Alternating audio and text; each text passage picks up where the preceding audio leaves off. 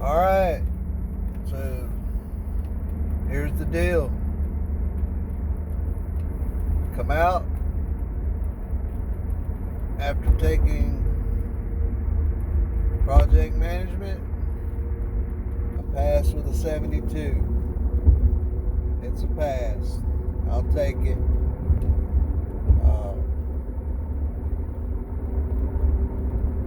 Everything was pretty good for the most part.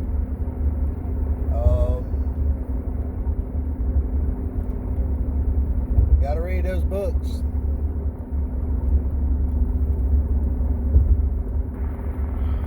Went in, registered, signed my name, gave them my ID, social security card, 2 forms of ID. Did the pat down, shake and shimmy. I use readers to be able to kind of see the writing in my book. Older age is starting to set in, so have to use them readers. They actually scan your readers.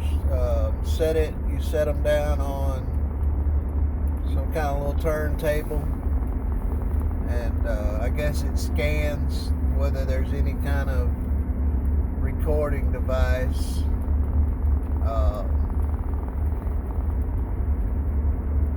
They went through my books, and the guy in there took all my books into the room and set them up for me. And then that was kind of something I was worried about, was space. Being able to use your books efficiently and a place to put them. You're carrying all those books in there. I guess they've done it enough. They can somewhat organize your books for you. There's not much room in the Tallahassee Test Center.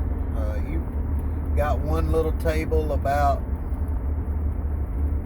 maybe 18 inches wide by about 3 feet long that holds all your books, and then you got another table about the same size with a monitor on it and a keyboard, and they're pretty full by the time you sit down and get ready to take a test.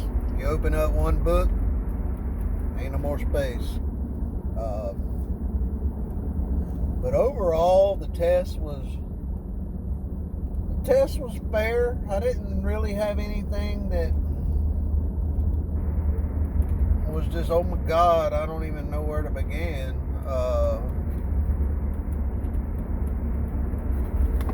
I did sit down,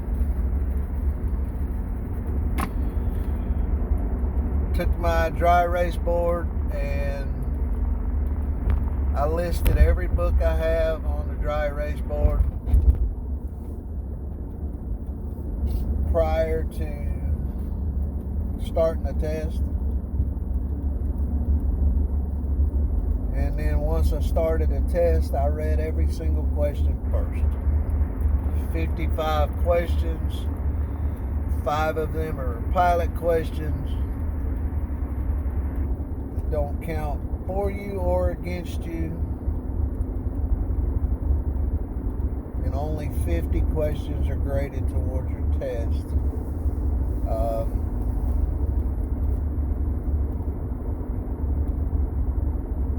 I read every question first. By the time I got to the end of the questions,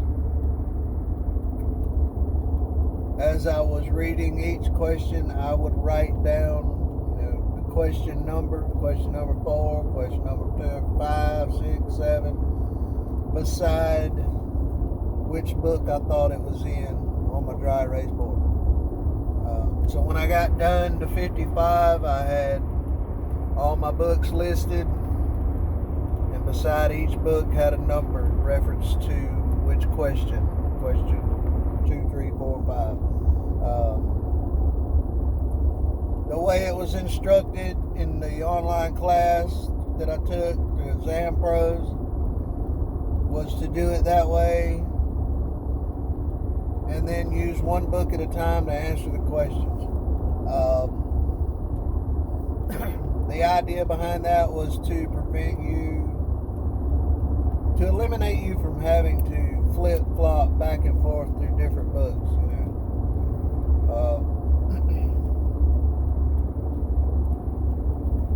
The only difference I figured out after getting started was instead of flip-flopping through the books, you flip-flopping through the test. I started out that way for the first couple of questions, like 3 or 4. The computer doesn't, when you click the back button to go back to the question, or forward to the next question, it isn't a super fast response. There's about a 1.5, 2 second pause in between each click. You can't just flip through the questions. So to look at your list and say the OSHA book, you got question number 2, question number 9, question number 14, number 17, to be able to flip through the test to go to question 2, 9, 14. Like I say, it's about a 2 second pause in between each click. So it kind of made it, but 2 seconds. 2 seconds is short, but it just seemed like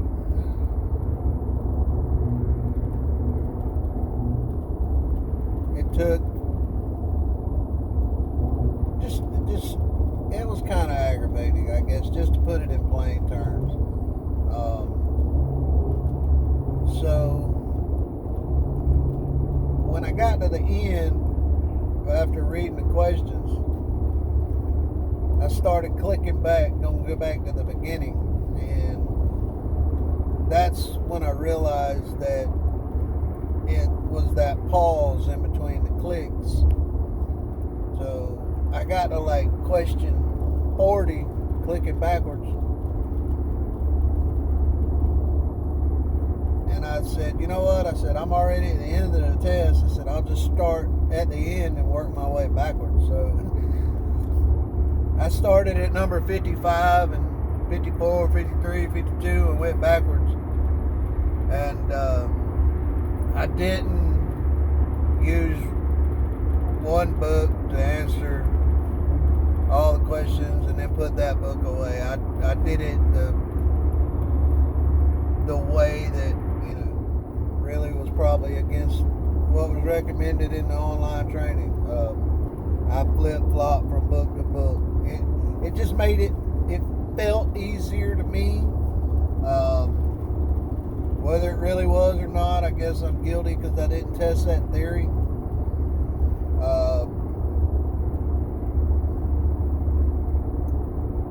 Out of all the questions, I know in the printout through Pearson View, it tells you that the test is equally weighted, may fluctuate as much as 3%. So what I did learn was about 25 of my questions were on the OSHA book. That's 50% on one book. Equally weighted comes out to like 4 questions a book. So I guess that's not 100% correct. So the overall majority of my questions were out of the OSHA book. The rest of them was in the FBC, Florida Building Code edition. Now there were a few randoms that were like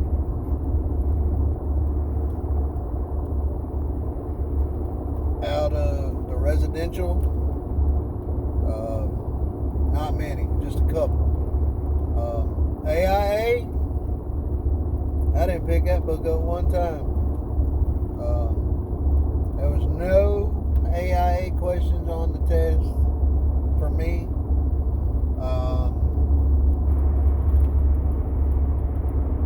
I had a couple of questions out of the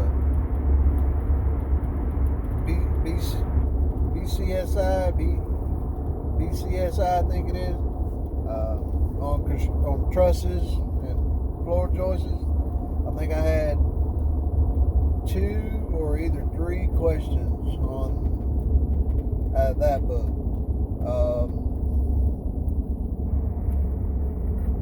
I did have one question out of the energy.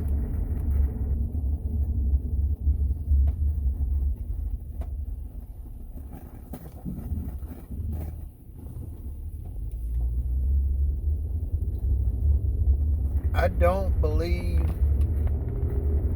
I use my Florida Contractors manual maybe once. A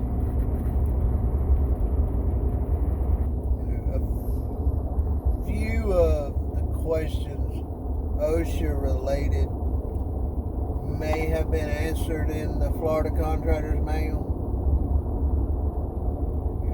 OSHA is in the Florida Contractors manual, but I found all the answers I was looking for OSHA related out of the OSHA book.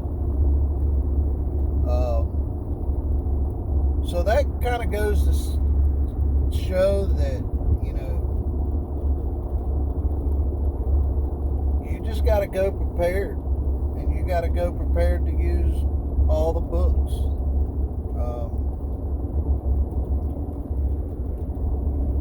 Looking at the printout for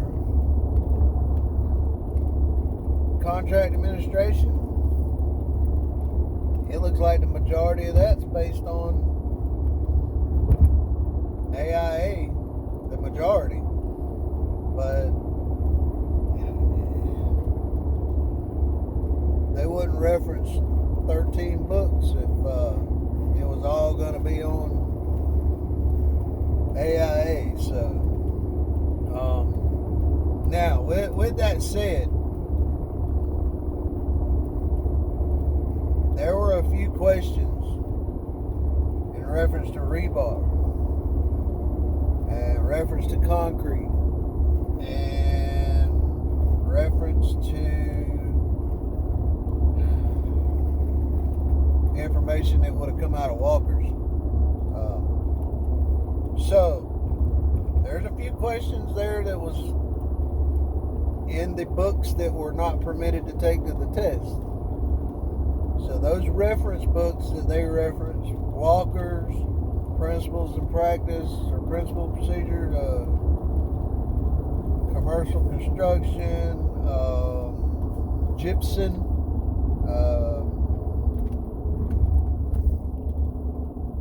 you need to read those books. There was some stuff in those books that were needed. I did one of my rebar questions was answered in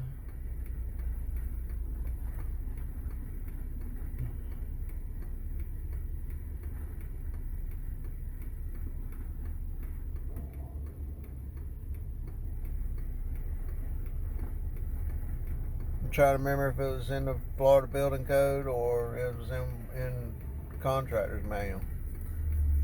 I don't remember.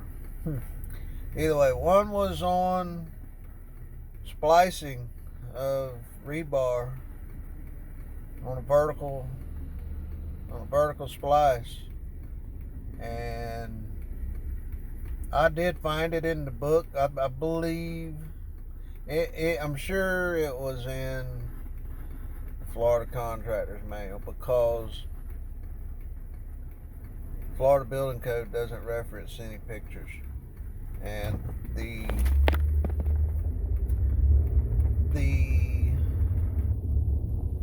answer was listed in a picture on splicing, so which was 25 inches on a vertical splice. But those are questions, that's so random. You just got to be prepared for it. Do you have to know it all? Absolutely not. You want to know as much as you can.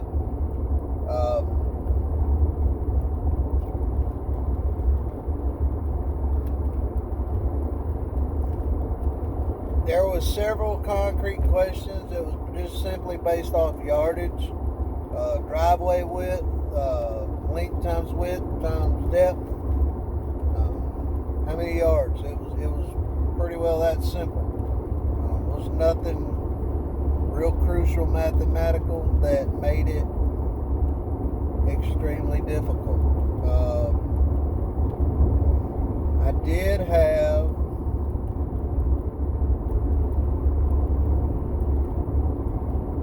one question, was the percentage of fall from the foundation for the first 10 feet was what percent. I had that question twice, asked two different ways. I had two other questions that were asked twice, two different ways. So that was three separate questions asked two different ways, which if you can get those three right, that's 6 answers correct. You need 35 questions answered correctly.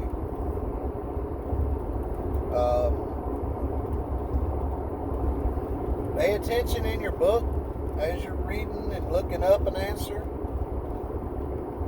because you may find an answer to question number 51 that you wasn't 100% sure on. So, and that happened about question number 30 something. I actually found the correct answer for my question number 51 that I wasn't 100% sure on. So I immediately, as soon as I saw that, I didn't want to be too unfocused on what I was doing, but I reached over on my dry erase board and I wrote, a memo of what the answer was. And I knew the question. So when I finished answering the answer I was on, actually in my memo I wrote the answer and I wrote the page number of the book, and then I went back to find the question that I knew I got wrong then, and I corrected that answer. I made a 72, so a couple of those answer changes like that made a difference.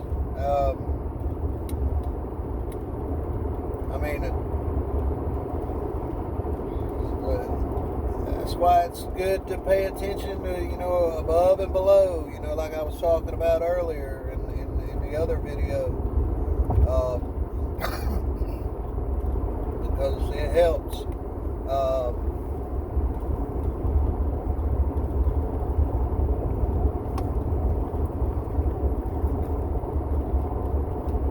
Overall, when I got completed, well, let's drop back for a minute.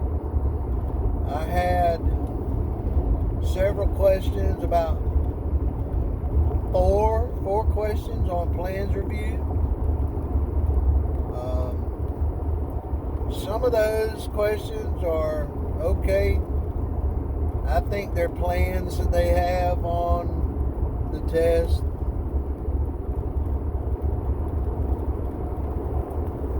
They're not a very good detailed set of plans.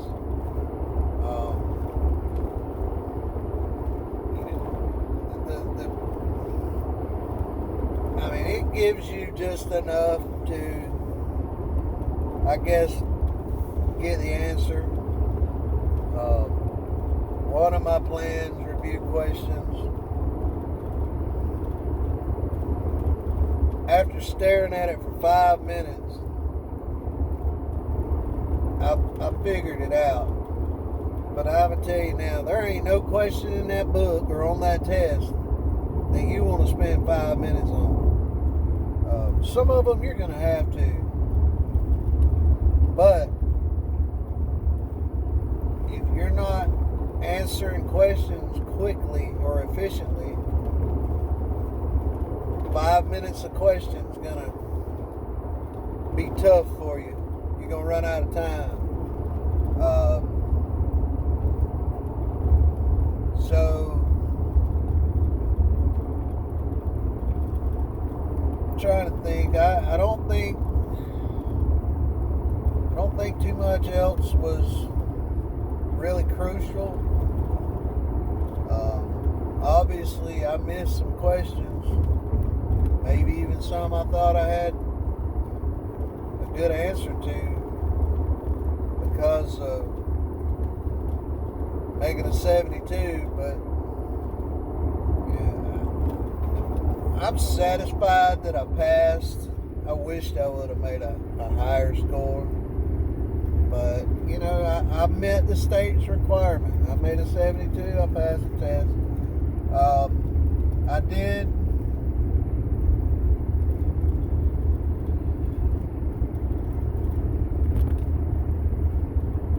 I did have a few questions that were, like I said, that were out of other books that weren't permitted in the tests. So I believe on some of those, I know on some of those I got correct, but it's important to read those other books.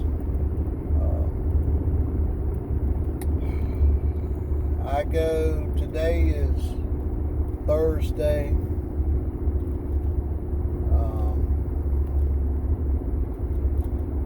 It's actually been a week now since I went and took that test, so kind of delayed on getting the video out, but honestly, I come home, celebrated, ate a steak, and got right back in the books. I have a test Saturday, and I've spent most of the week in the books working on business and finance. That's my Saturday test. Spent 10 hours yesterday sitting at a table. The day before, 6-7 hours. The day before, 6-7 hours. It's hard to cram it all in, and I've been working on this for months now, but there's still some things you're iffy about. Business and finance, with some of the practice test questions that I got with Exam Pros through the online training course. Man, some of those questions are tough.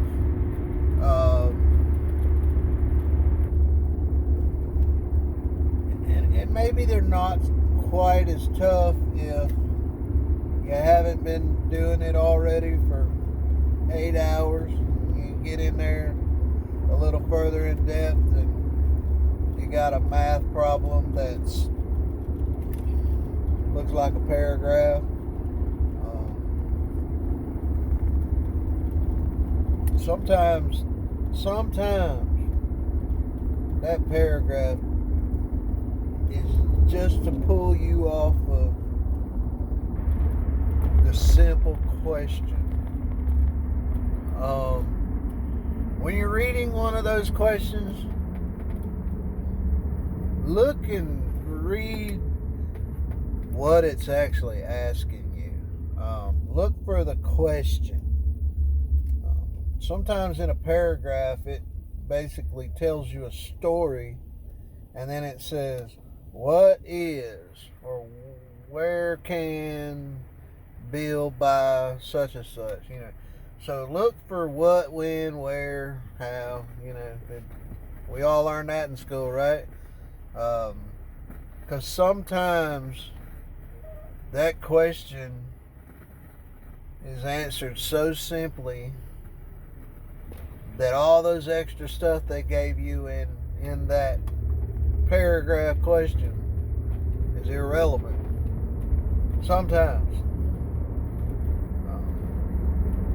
Sometimes they'll give you 4 or 5 sets of numbers in a question, and only one set of those numbers means anything, or two sets. And it's just to pull you off of focus, or either make you focus on what the question is really asking.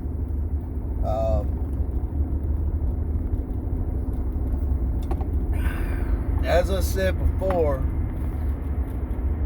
it says in the online training that no math questions are needed to pass the test.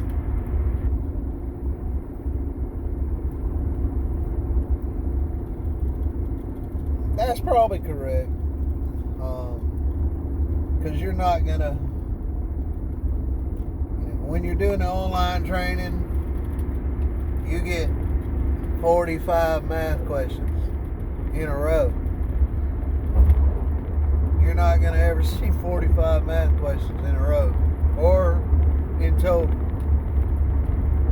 The thing is they're trying to prepare you for any math question. So I get stressed myself out focusing too much on just math, because I want to make it. I want to be right. I want to be able to answer that question. Even though it's a math question, I might get that one math question right, pass the test. Hey, here's a perfect example. I had 3 concrete questions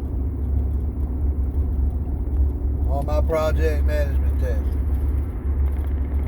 I know without a doubt that I answered all 3 of those questions correctly.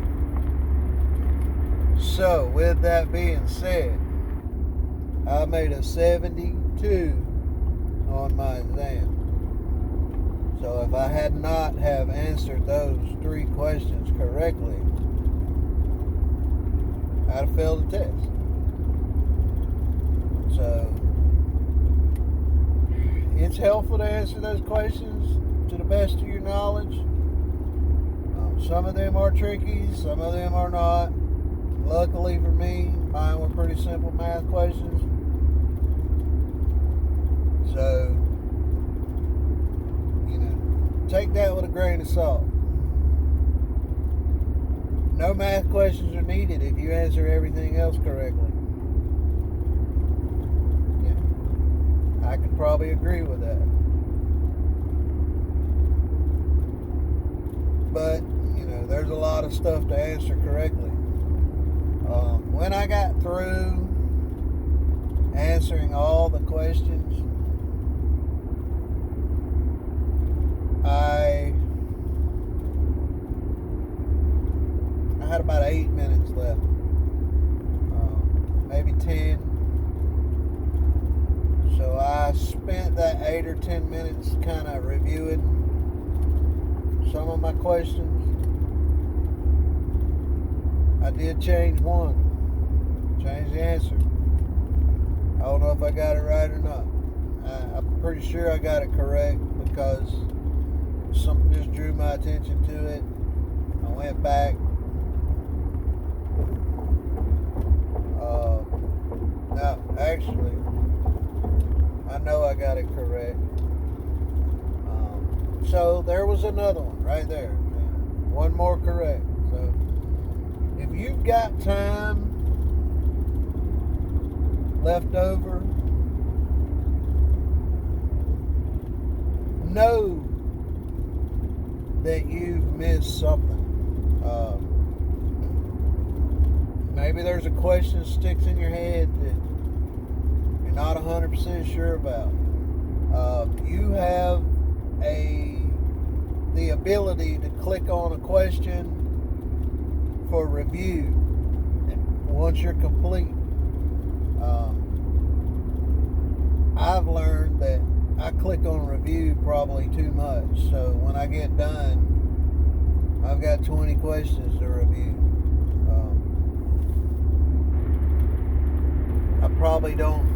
I didn't review them all.